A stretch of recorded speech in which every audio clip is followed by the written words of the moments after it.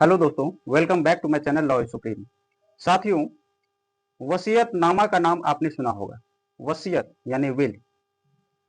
Will क्या है, वसीयत क्या होता है, वसीयतनामा क्या होता है, इसके बारे में आपको मैं डिटेल में बताने वाला हूँ। वसीयत क्या है और अगर कोई व्यक्ति वसीयतनामा बनाना चाहते हैं तो उसमें कौन कौन से डॉक्यूमेंट्स लगते हैं, गवाह कितने होने चाहिए, गवाहों के कौन कौन से डॉक्यूमेंट होने चाहिए, और उसका जो फॉर्मेट है वसीयतनामा का, वसीयत बनाने का जो प्रारूप है वो किस तरीके से होगा, और क्या इसको रजिस्ट्री भी करना होता है, इसका रजिस्ट्रेशन भी करना होता है क्या वसीयत का, इसमें कितने एक्सपेंसेस हो जाते हैं, टोटल कितने खर्चे हो जाते हैं, सिंपल वसीयत है या कोई लेंदीएस्ट वसीयत है। तो ये डिपेंड करता है आपके वसीयत पर कि वो कितना लंबा है और कितना छोटा है।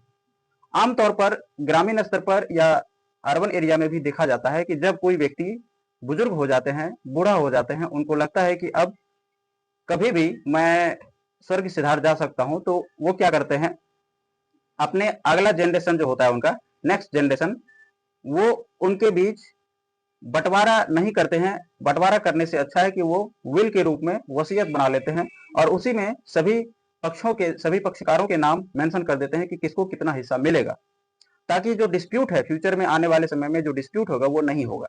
क्योंकि जो व्यक्ति ऑनर है वो खुद लिखित में जो है अपना जो भी बातें हैं वो डाइंग डिक्लेरेशन, एक तरह से जो है इसको डाइंग डिक्लेरेशन भी कहा जा सकता है कि वो अपना स्टेटमेंट दे के जा रहा है, तो इसमें कोई विवाद होने का डर नहीं रहता है। हालांकि जो बंटवारा करने का जो प्रोसेस है वो कई तरह के हो सकते हैं, जैसे कि आप वंशावली बना सकते हैं, अपना वंशावली जो आपकी फैमिली का जो वंशावली है, वंशावली पहले बना सकते हैं। उसके बाद बंटवारा नामा बनाकर जितने भी प्रॉपर्टीज हैं आपके पूर्वज के नाम पर या आपके पिता के नाम पर, या खुद आप अगर ऑनर हो तो आपके नाम पर है, तो आप उसको उस माध्यम से वंशावली के आधार पर बंटवारा करके सभी पक्षों के बीच, सभी पक्षकारों के बीच उसको बांट सकते हैं। लेकिन जो वसीयत है ये बहुत ही सरल और बहुत ही अच्छा प्रोसेस है और सबसे बेस्ट तरीका माना जाता है कि जब तक वो व्यक्ति जिंदा है तब तक जो पार्टी है उसका अधिकार उस पर नहीं होता है, उसके मरने के बाद ही उसका अधिकार होता है उस पर। तो ये सबसे बेहतर जो है प्रोसेस माना जाता है। आज हम आपको बताने वाले हैं वसीयत का जो है फॉर्मेट क्या होता है और उसका क्या प्रोसेस है। तो सबसे पहले देखिए, प्रोसेस में मैं आपको बता दूं, सबसे पहले जो प्रक्रिया है वो है वसीयतनामा का प्रारूप तैयार करना, उसका फॉर्मेट अच्छे से तैयार कर लेना है वसीयतनामा। उसके बाद है वारिस और संपत्ति की जानकारियों के बारे में लिखना, कितने वारिस है उसका और संपत्ति का जो भी ब्यौरा है उसके बारे में उसमें मेंशन कर देना है। उसके बाद गवाहों के हस्ताक्षर लेना। उसके बाद का प्रोसेस है वसीयत का रजिस्ट्रेशन कराना, यानी उसको रजिस्ट्रेशन कराना एक अनिवार्य तो नहीं है, कंपलसरी नहीं है, एक ऑप्शनल है, रजिस्ट्रेशन करवा सकते हैं या नहीं भी करवा सकते हैं आप अपना वसीयत का। लेकिन अगर आप रजिस्ट्रेशन करवा लेते हैं तो ये बहुत ही उपयोगी होगा, बहुत ही यूजफुल होगा। उसका जो मान्यता है वो और ज्यादा बढ़ जाएगा, यानी वो वैलिड डॉक्यूमेंट कहलाएगा। तो सबसे पहले हम बात कर रहे हैं कि वसीयत क्या होता है, वसीयतनामा क्या होता है। जैसा कि सबसे पहला क्वेश्चन है हमारे पास, वसीयत क्या है। ठीक है, वसीयत क्या है या वसीयतनामा क्या है, व्हाट इज विल। जैसा कि जो मेन टॉपिक है हमारा उस टॉपिक पे हम डिस्कस कर रहे हैं। वसीयत यानी विल जो है एक ऐसी कानूनी दस्तावेज है, एक ऐसा लीगल डॉक्यूमेंट है जिसमें आपकी मृत्यु के बाद आपकी संपत्ति, जैसे घर हो गया, जमीन हो गया, बैंक बैलेंस हो गया, या आप किसी पर्टिकुलर जो है मार्केट में अपना शेयर परचेस किए हुए हैं, आपका कोई शेयर है, इत्यादि इत्यादि, कोई भी प्रॉपर्टी हो सकता है, कोई भी जो है आपका डॉक्यूमेंट हो सकता है, कोई भी प्रॉपर्टी हो सकता है आपके पास, जो भी कुछ है, ये किसको मिलेगी, आपके मरने के बाद वो किसको मिलेगी और कितनी मिलेगी, ये सभी आवश्यक बातें लिखी जाती है किसमें, वसीयत में। इसे अंतिम इच्छा या वसीयतनामा भी कहा जाता है। जैसा कि मैंने आपको पहले भी बताया, अंतिम इच्छा भी कहा जाता है या वसीयतनामा भी कहा जाता है। वसीयतकर्ता जो होता है यानी टेस्टेटर, उसकी मृत्यु के बाद जिन भी लोगों के नाम इस दस्तावेज में लिखा होता है उन्हें कानूनी रूप से वह संपत्ति मिल जाता है। अब देखिए, वसीयतनामा में किसी का भी नाम लिखा जा सकता है, जैसे कि मान लीजिए बेटा को दे दिया, बेटी को, सभी को बराबर भी दे सकता है या किसी को कम ज्यादा भी करके दे सकता है, डिपेंड करता है ऑनर पे। तो बेटा का भी नाम भी हो सकता है, बेटी का भी नाम हो सकता है, पत्नी का नाम हो सकता है, भाई का नाम हो सकता है, बहन का नाम हो सकता है, या किसी अन्य का भी नाम हो सकता है। जैसे कि कई सिचुएशन में ये देखा गया सर्कमस्टांसेस में कि वो व्यक्ति जो है किसी को नहीं देना चाहते हैं या उसका अगला जनरेशन में कोई है ही नहीं, तो वो क्या करते हैं, वसीयत बना के वो चैरिटी में दे देते हैं, या किसी चैरिटी में दे देते हैं, या किसी संस्था को दान कर देते हैं, डोनेट कर देते हैं, या अपने राष्ट्र के नाम कर देते हैं, देश को दे देते हैं। ठीक है, तो ये सारे प्रोसेस जो है वो किसी को भी दे सकता है, वसीयतनामा में वो किसी का भी नाम दे सकता है, या किसी मंदिर को दे सकता है, मस्जिद को दे सकता है, किसी ट्रस्ट को दे सकता है। ठीक है, राष्ट्र के नाम भी कर सकता है। तो ये सारी चीजें हैं। अगर नेक्स्ट जनरेशन नहीं है तो, अगर नेक्स्ट जनरेशन है तो भी वो अपना मर्जी से किसी को भी दे सकता है। यह बनाने से, यह बनने से क्या होता है, विवाद में, परिवार जो है, परिवार में विवाद कम हो जाती है, डिस्प्यूट होने का डर कम हो जाता है। तो आपको समझ में आ गया वसीयत क्या है, वसीयतनामा क्या होता है, विल क्या होता है, राइट। हालांकि वंशावली के आधार पर जो बंटवारा किया जाता है वो प्रोसेस मैं आपको अगले वीडियो में बताऊंगा। फिलहाल मैं वसीयत के बारे में ही बताने वाला हूं, और वो प्रोसेस तो आमतौर पर सभी को मालूम ही होता है। अब मैं बताने वाला हूं कि इसमें डॉक्यूमेंट्स क्या क्या लगते हैं, जरूरी दस्तावेज क्या क्या है। अगर आप वसीयत बनाना चाहते हैं तो वसीयत बनाने में जरूरी डॉक्यूमेंट क्या होता है। आमतौर पर क्या होता है, जैसे घर में आपके दादाजी के नाम पर कोई प्रॉपर्टी है और दादाजी ऊपर चले गए हैं, और जो दादी है अब उसका अधिकार है उस पर नॉमिनी में, तो आप जब तक दादी जी जीवित है तब तक आप चाहते हो कि मैं वसीयत बनवा लूं दादी से, और जितने भी पार्टी है सबका नाम उसमें इंक्लूड कर दूं। ठीक है, तो और भी बहुत सारे सिचुएशन हो सकते हैं, सर्कमस्टांसेस।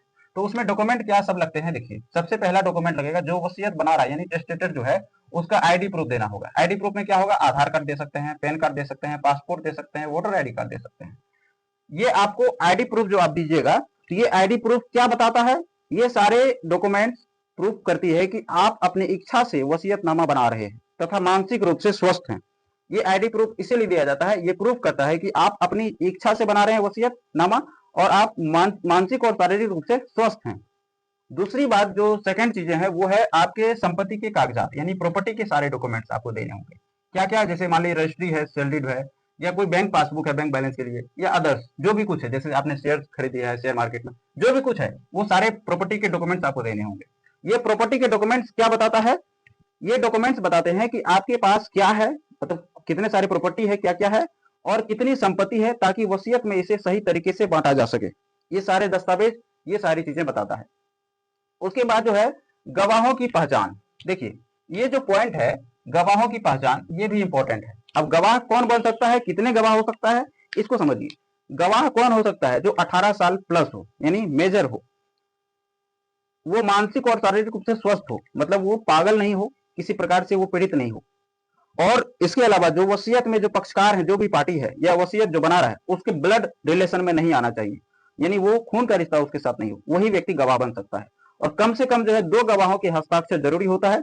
इन गवाहों के पास भी पहचान पत्र होना जरूरी है, जैसे Aadhaar card, PAN card, voter ID card. ये जो गवाह है, जो आप 2 गवाह दोगे, 2 विटनेस, ये मेजर होना चाहिए। इसके साथ ही साथ इसका भी आईडी प्रूफ लगेगा, जैसे आधार कार्ड हो गया, पैन कार्ड हो गया, या वोटर आईडी कार्ड हो गया, पासपोर्ट हो गया।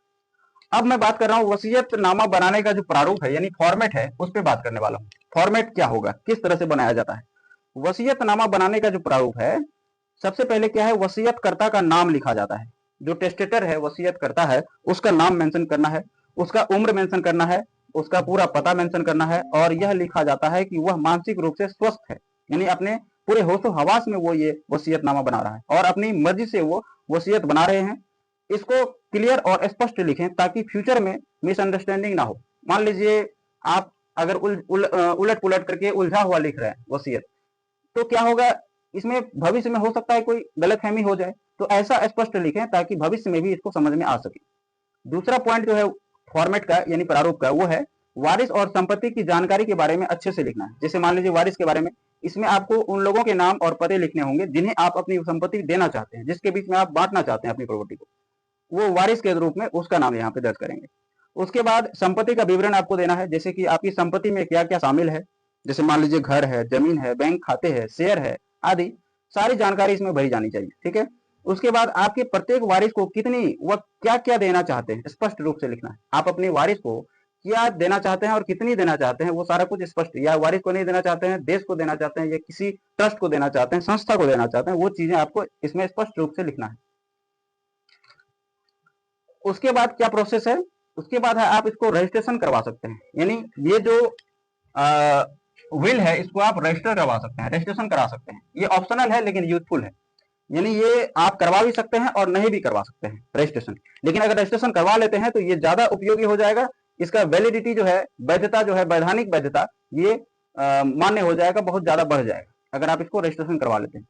इसकी वसीयत की वैधता और प्रामाणिकता बढ़ जाएगी। अगर आप वसीयत नामा का रजिस्ट्रेशन करवाते हैं तो इसका जो प्रामाणिकता है, वैधानिक प्रामाणिकता, वो बढ़ जाएगा। अब हम बात कर रहे हैं एक्सपेंसेस, यानी टोटल एक्सपेंसेस कितने हो जाते हैं अगर कोई वसीयत नामा या वसीयत बनाए। मैं आपको पूरा डिटेल में बताने वाला हूं कि कितना खर्चा हो सकता है स्टाम्प पेपर में, रजिस्ट्रेशन में, या वकील साहब का फीस है, क्योंकि आप वसीयत बना रहे हैं तो आपको एडवोकेट से कंसल्ट करना ही पड़ेगा, एडवोकेट को रखना ही पड़ेगा। तो एडवोकेट का क्या फीस होगा या रजिस्ट्रेशन कितना होगा? आमतौर पर जो एडवोकेट का फीस होता है वो 2000 से 10,000 के बीच होता है। रजिस्ट्रेशन कराने में आपको 500 से 2000 लगता है। नोटरी स्टैम्प पेपर सब मिला के, स्टैम्प पेपर में 100 से 500, नोटरी में जो है 100 से 300 रुपया लगता है। और टोटल एक्सपेंसेस की बात करूं, अगर आप सिंपल वसीयत बना रहे हैं तो आपको 2600 से 4000 तक में बन जाएगा। और अगर आप जटिल है, कोई लेंदीएस्ट है, तो उस सिचुएशन में आपका 5000 से 15000 खर्चा पड़ जाएगा। तो जैसा कि मैं आपको बता रहा था कि जो खर्चा है इसमें एडवोकेट का फीस आप इंक्लूड कर दीजिए 2000 से 10,000 के बीच। हो सकता है 2000 में भी हो जाए, हो सकता है 10,000 तक लग जाए। रजिस्ट्री का जो फीस है वो 500 से 2000 तक का। नोटरी का जो होगा वो खर्चा वो 100 से 300 होगा। स्टाम्प पेपर या जो भी अदर खर्चे हैं वो 100 से 300, ठीक है। इसमें बाकी खर्चे आपके ऊपर डिपेंड करता है कि आप कितना खर्च करना चाहते हो, ठीक है। तो अगर आप सिंपल वसीयत बना रहे हैं तो आपको 2600 से 4000 तक में बन जाएगा। अगर आपका लेंदीएस्ट है, कोई जटिल है, कोई बड़ा है, तो आप 5000 से 15,000 तक में आपका वसीयतनामा बनकर तैयार हो जाएगा। और आप इसको रजिस्ट्रेशन भी करवा सकते हैं। तो आपको बहुत ही सिंपल तरीके से, बहुत ही कम समय में, बहुत ही शॉर्ट में मैंने आपको बताया कि वसीयतनामा किस तरह से बनाया जा सकता है, वसीयतनामा क्या होता है, क्या प्रारूप है, किस तरह से जो है इसका वैलिडिटी होता है, ये लीगल डॉक्यूमेंट है, और इसका किस तरह से यूज किया जाता है फ्यूचर में। उम्मीद करता हूं कि आपको चीजें समझ में आ गई होगी, सारी चीजें क्लियर हो गई होगी। इसके अलावा अगर आपके मन में किसी भी प्रकार का डाउट है, प्रश्न रह जाता है, तो आप कमेंट बॉक्स में बता सकते हैं। मैं पूरा प्रयास करूंगा आपके प्रश्नों के जवाब देने के लिए। वीडियो को लाइक करें, अपने कॉन्टैक्ट के साथ शेयर करें, और चैनल पे पहली बार आए हैं सब्सक्राइब जरूर कर लें। थैंक यू सो मच, बहुत बहुत धन्यवाद।